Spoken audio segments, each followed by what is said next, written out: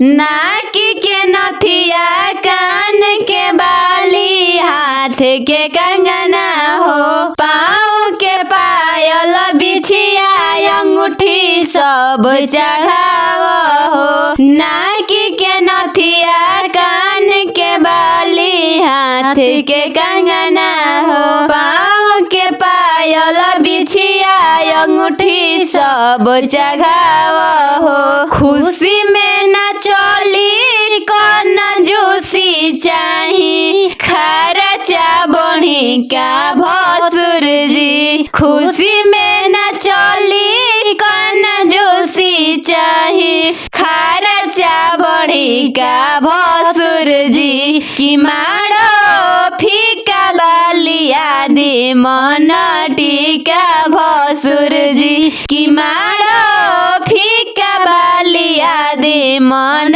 टीका भसुर जी। कौनो न कमी भसुर होखे हमरा माड़ो में, सोनारा से कीन लाई जाई के बाजार में। कौनो न कमी भसुर होखे हमरा माड़ो में, सोनारा से कीन लाई जाई के बाजार में। किन के लिए हो डिजाइन नया, पैसा से ज्यादा लगाई न माया।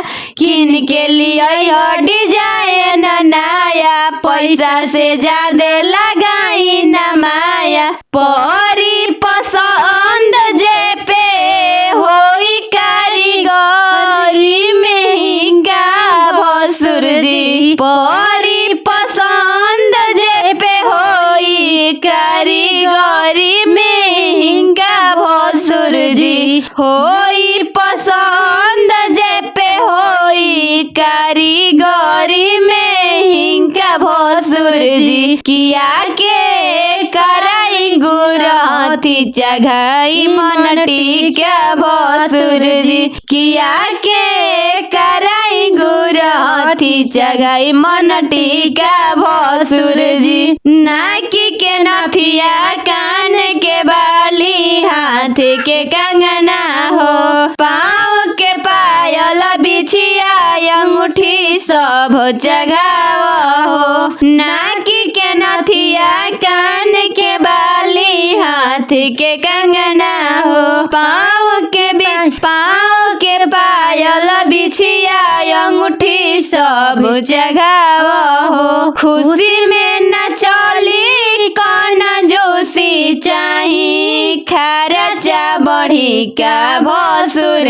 जी। खुशी में न चली कौन जोशी चाही, खर्चा बढ़ी का भसुर जी। कि मारो फीका बालिया दी मन टीका भसुर जी। कि मारो फीका बालिया दी मांग के टीका भसुर जी। किया के कराई गुरहथी चघाई मन टीका भसुर जी। किया के कराई गुरहथी चघाई मांग टीका भसुर जी।